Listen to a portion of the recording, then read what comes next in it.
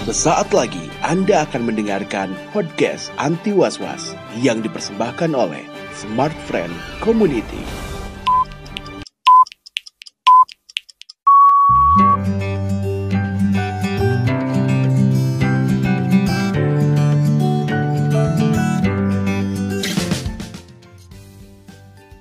Oke.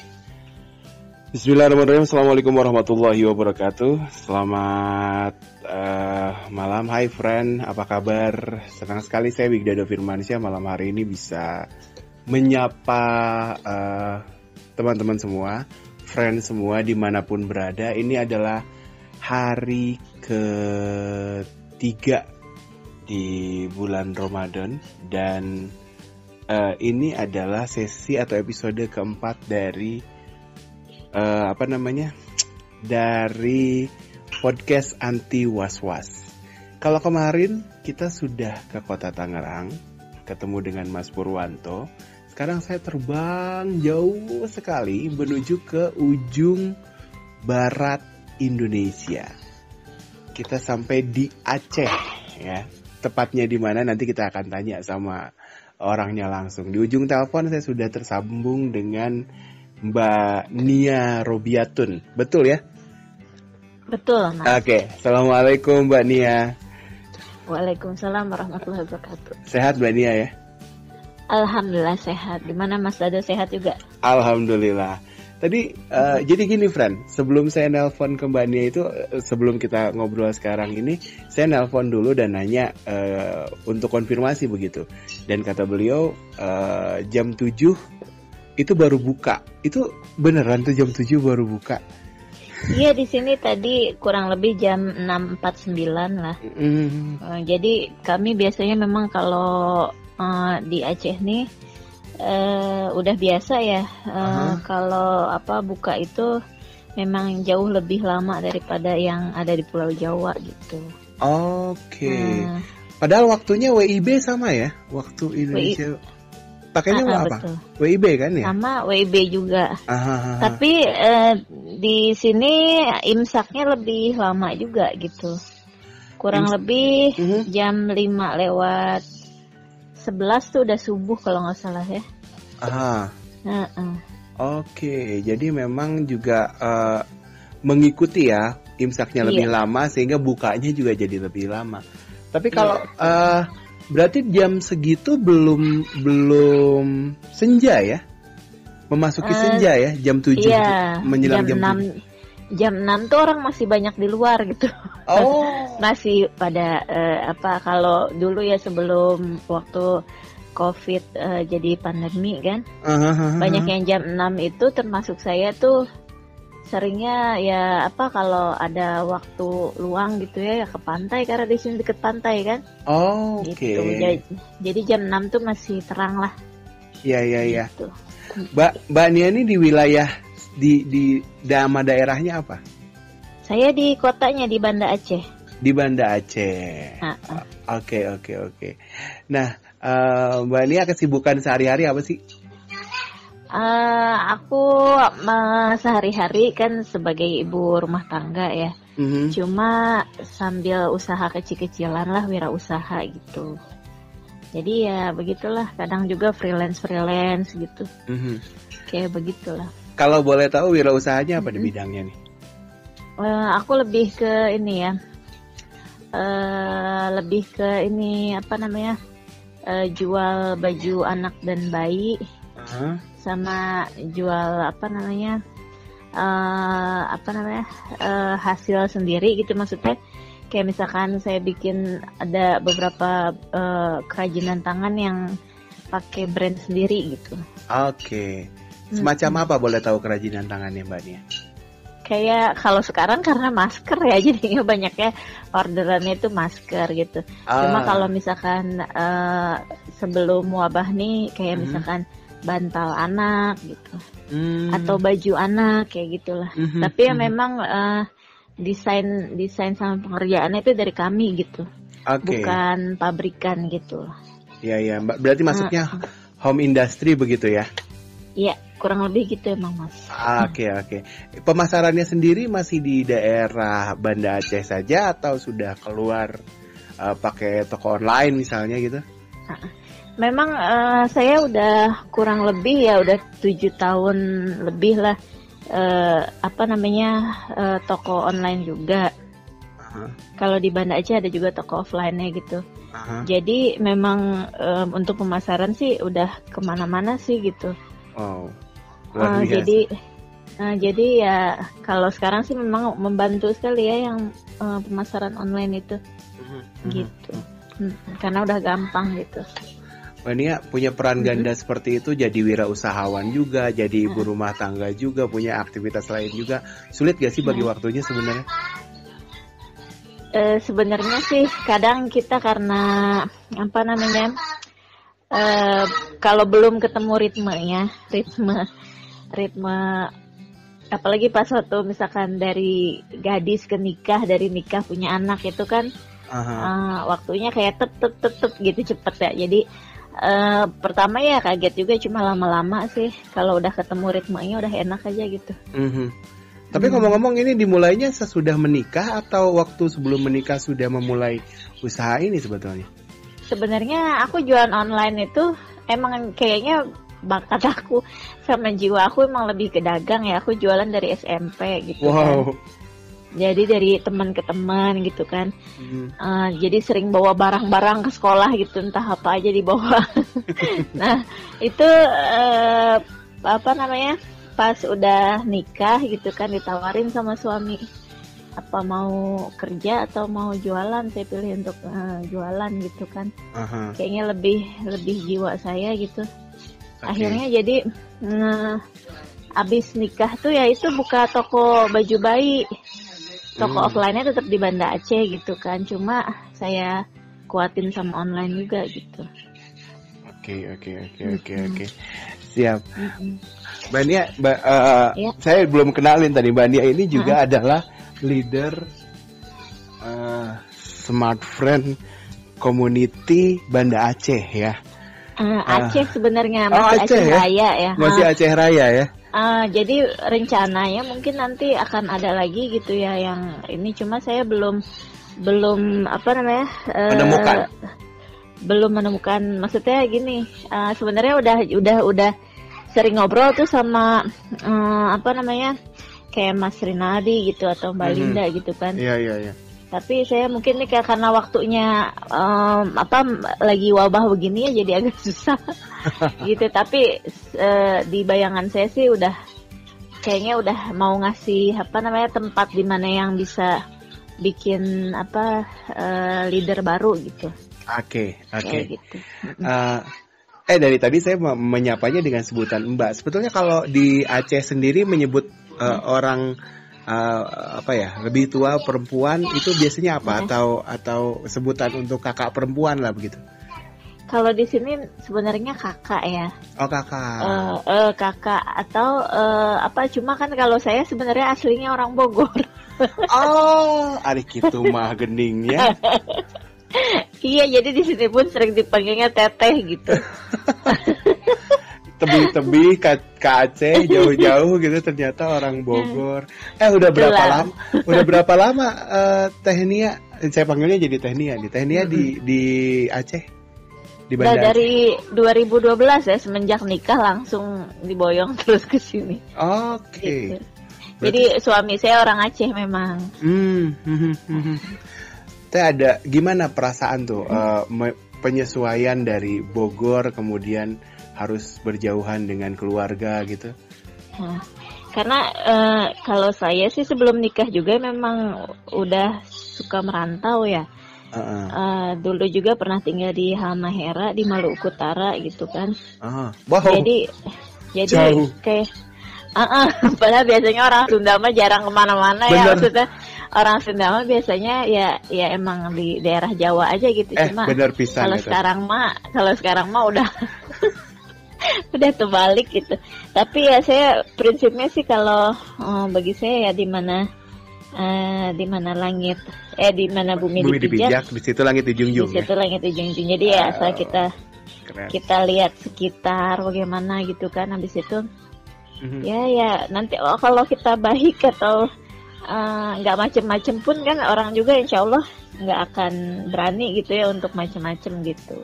Tapi ini makin menguatkan keyakinan saya kalau orang Sunda mah itu lidahnya teh fleksibel pisan ya. Saya juga kedengarnya ini iya benar. Tehnia teh kayak orang sana aja gitu, bukan kayak udah kayak asli orang sana gitu. Iya, makanya saya kalau pulang ke Bogor gitu ya, dibilang anak-anak saya itu kayak ini ya, kayak Upin Ipin. Karena ngomongnya agak Melayu gitu. Gitu. Iya, Tania. Aduh, luar biasa. Teh, yang paling sulit proses adaptasi yang Teteh lakukan tuh apa? Dari culture ya, dari Bogor kemudian ke Halmahera kemudian pindah lagi ke Aceh, apa biasanya yang paling sulit ketika menyesuaikan diri dengan lingkungan gitu? Kayaknya yang apa namanya? Ya mungkin wajar kali ya orang kita misalkan masih melihat dari bahasa gitu kan. Pertamanya ya saya nggak ngerti juga tuh orang ngomong apa gitu kan. Karena kalau suami saya sih ngomongnya bahasa Indonesia, cuma kan kalau di Aceh ini memang kayak nggak kayak kalau misalnya di Bogor ya, memang orang Sunda tapi apa namanya, ngomongnya tuh jarang yang pakai Sunda gitu. Benar. Kan? Cuma kalau di Aceh memang gimana ya, setiap hari itu ya di pasar di mana-mana gitu orang pakai bahasa Aceh gitu. Jadi ya lama-kelamaan walaupun gak bisa balikin apa yang orang ngomong gitu, tapi insya Allah udah mulai sedikit lah bacut-bacut gitu. Bacut-bacut artinya sedikit-sedikit. Udah mulai ngerti gitu. Berarti udah jago juga dong masak makanan sana ya? Sedikit. Kalau di sini terkenalnya memang ya apa namanya, lidah orang Aceh itu lidahnya asam sunti. Asam sunti itu kayak? Asam sunti itu belimbing wuluh gitu kan. Dia kayak semacam difermentasi gitu kan. Itu jadi nanti lama-kelamaan kan dia menghitam ya kan, pakai garam. Nah, itu jadi bumbu masakan gitu. Jadi rasanya itu di masakan Aceh tuh makanya sering ada asam-asamnya sedikit gitu. Kecut-kecut gitu ya. Gitu. Dia kan memang begitu, selain berempah-rempah ya. Gitu. Kalau bulan Ramadan kayak gini, makanan apa yang paling dicari di Aceh? Atau mesti ada gitu? Kalau di sini ada tradisi namanya Mak Megang ya. Mak Megang tuh semacam munggahnya orang Sunda lah gitu. Jadi di hari 2 hari sebelum ini orang udah heboh gitu ya, ada yang beli kayak misal di sini karena orangnya kebanyakan ya lebih suka ikan sama apa tuh namanya, daging sapi. Nah, makanya daging sapi di sini lebih mahal. Ayo di sana daging sapi berapa kemarin pas waktu munggah? Tahu nggak? Kalau kata adik saya di sana di Bogor itu 120. Kalau di sini udah 160 sampai 170, ada yang 180 malah. Padahal sapinya banyak. Tapi karena kebiasaannya mungkin apa namanya di sini banyak penyukanya ya. Jadi ya begitulah. Oke. Teh, gitu, ya. Apa yang paling dikangenin dari suasana Bogor, dari suasana dari keluarga gitu, ketika berjauhan gini di bulan Ramadan? Ya paling karena udah biasa, apalagi kalau saya di keluarga itu kan cenderung apa tuh namanya, ini ya cenderung terbuka gitu, maksudnya ekspresif. Jadi biasanya cerita-cerita gitu sih paling yang dikangenin ke keluarga Bogor. Tapi sekarang sih udah nggak terlalu ini lagi karena udah ada video call kan, jadi hampir tiap hari itu. Benar. Saya telepon adik atau ibu saya gitu kan. Kayak gitu. Pulang ke Bogor berapa bulan atau berapa tahun sekali teh? Dia tergantung sih. Saya Kemarin itu 2019 bulan September. Sekalian kebetulan ada acara Smart Friend juga gitu kan. Iya benar. Jadi sekalian. Oke. Gitu. Wow, luar biasa. Mantap. Saya jadi beneran tadi saya nggak nyangka dikirain teh orang Aceh gitu orang. Ayolah Mas Dado kesini lah nanti ya setelah corona berakhir. Iya benar. Karena di sini udah susah penerbangan kan, udah nggak semuanya dibuka penerbangan. Apa yang terasa paling beda teh antara sebelum dan sesudah corona pada saat Ramadan ini? Ya waktu sebelum corona seperti apa, waktu sekarang udah corona jadinya kayak gimana gitu? Ya kayak misalkan pemakaian masker sih di mana-mana udah biasa ya, karena di sini pun diwajibin ya. Karena katanya udah tilang bukan lagi tilang helm tapi tilang masker kan. Nah kalau paling ya biasanya di Aceh ini kan ini ya ada apa namanya ngabuburitnya memang pasar-pasar kue itu kan memang banyak banget ya, malah saya ngerasanya lebih banyak di sini dibandingin saya di Bogor gitu kan. Tapi ya karena lagi pandemi begini jadinya banyak orang tuh lebih banyak masak di rumah gitu. Terus jarang kumpul-kumpul gitu. Kayak misalkan saya sholat taraweh aja jamaahannya di rumah gitu, bukan di masjid. Oke. Gitu. Memang penyesuaian ya teh ya. Iya betul penyesuaian. Benar. Teh, apa namanya ngomongin masih ngomongin Ramadan. Biasanya yang dicari yang tempat tujuan untuk ngabuburit kalau di sana apa sih teh? Daerah apa gitu namanya, mungkin bisa dikasih tahu. Siapa tahu nanti main ke sana. Kalau hari-hari biasa ya sebelum pandemi maksudnya. Ya paling ya sekitaran pantai gitu. Karena di sini memang deket banget ya sama pantai gitu kan. Habis itu ya sama ini apa namanya tempat pusat jajanan gitu. Itu sih seringnya. Tapi memang kalau Ramadan di Aceh itu emang beda banget sih. Berasa banget gitu, sampai kata suami saya kalau Ramadan di sini sama Ramadan di tempat saya di Bogor itu beda gitu. Maksudnya lebih gimana ya, lebih kental gitu suasananya di sini memang di Aceh nih. Gitu. Lebih apa? Lebih religius mungkin atau gimana? Iya, terus abis itu kan dasarnya orang Aceh ini guyup ya. Jadi budaya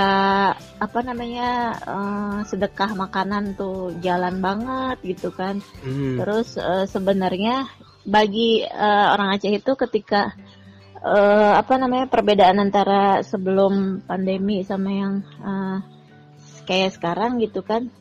Memang kayaknya merasa tersisanya karena nggak bisa kumpul gitu. Karena memang biasanya di kami itu sering sering bertukar kabar gitu kan, tapinya ketemu langsung sama keluarga besar kayak gitu. Kalau karena musim kayak gini ya jadinya agak susah gitu. Berasa. Teh balik lagi tadi kan Teteh sibuk di punya online shop, juga punya toko di daratnya juga gitu ya, yang offline-nya juga. Boleh dong kasih tips and trick buat ibu-ibu rumah tangga yang pengen berwirausaha juga seperti Teteh. Jadi tipsnya ya kalau buat ibu-ibu rumah tangga ya, jadi kalau menurut saya yang pertama jangan malu. Karena jiwa wirausaha itu, jiwa pedagang itu memang nggak bisa instan gitu. Kita pengen jadi pedagang sukses gitu harus sekarang juga gitu. Memang harus dimulai dari yang kecil dulu. Kalau misalkan ada WhatsApp gitu kan, manfaatin aja di status di WhatsApp gitu kan. Kalau memang belum ada modal ya coba jual punya kawan dulu gitu. Nanti lama-kelamaan kan udah bisa sendiri gitu. Pokoknya yang penting gitu sih, jangan malu. Dan ini konsisten ya. bodo amat disebut nge-spam juga ya. Asal jangan. Tapi aku termasuk yang nggak setuju gitu kalau misalkan orang nggak tahu apa-apa tiba-tiba dimasukin ke grup jualan. Aku termasuk yang kesel juga kayak gitu ya. Cuma kalau misalkan kita di status WhatsApp kan nggak kelihatan, maksudnya kalau orang mau buka ya baru kelihatan. Betul. Gitu, nggak nge-broadcast gitu. Oh, nggak nge-broadcast ya? Oke. Karena ada tuh tipikal yang kayak gitu juga yang dia jualan terus broadcastin semua kontak yang ada di phonebooknya gitu ya. Oh, berarti beda haluan sama aku. Aku nggak pernah gitu. Oke. Yeah. Tehnia, terakhir apa yang kemudian jadi harapan Tehnia buat keadaan bangsa ini dan juga buat karir Tehnianya ke depan, Mangga? Mudah-mudahan ya ya bangsa ini kan lebih solid lagi, mau ada bencana apapun gitu kan. Inilah bersatu gitu kan, karena susah kalau nggak nyatu ya. Betul. Terus yang untuk harapan ya di usaha saya, mudah-mudahan walaupun keadaannya seperti ini tapi bisa terus berlangsung terus gitu, berjalan terus. Tapi saya optimis sih kalau memang kalau urusan rezeki sih itu Allah yang ngatur ya. Betul. Jadi saya cuma berkeyakinan bahwa burung aja dikasih rezeki sama Allah. Bagaimana dengan manusia yang akalnya lebih gitu. Jadi insya Allah ya orang bisa menjadi lebih kreatif dengan adanya pandemi ini. Yang penting semangat. Luar biasa ini. Luar biasa. Teh sok teh bisi kok jadi ngomong bahasa Sunda saya. Ternyata jadi nyeles bahasa Sunda. Tapi jadi aneh pangintennya ngobrol bahasa Sunda kulogat Aceh gitu. Kayak di mana gitu. Teh silakan bisi mau promo. Mau dipromoin atau sok ada mumpung ada waktunya nih. Silahkan mau dipromoin tokonya mungkin atau akun Instagramnya gitu, silahkan. Iya. Nanti di follow aja ya akun Instagram jualan aku di Niaz Baby Shop, NIAZ Baby Shop. Di Shopee juga ada. Gitu. Dan bisa kirim ke seluruh Indonesia ya? Betul. Oke. Apalagi ada promo gratis ongkir kan? Iya benar. Mantap. Oke, hatur nuhun Tehnia sudah mau diganggu malam hari ini. Salam buat keluarga. Sami-sami ya. Sehat selalu ya Teh ya. Iya, amin. Mas Udo juga ya. Oke, Assalamualaikum. Waalaikumsalam warahmatullahi wabarakatuh. Baik, friend, itu dia obrolan saya bersama dengan Tehnia. Ternyata Tehnia ini orang Bogor ya. Saya pikir tadi memang orang orang Aceh, tapi ternyata orang Bogor. Dan ada banyak hal yang bisa kita ambil malam hari ini, sebuah pelajaran bahwa menjadi ibu rumah tangga tidak kemudian membuat kita terhalang untuk berkarir, untuk tetap menyokong perekonomian keluarga. Ini luar biasa sekali.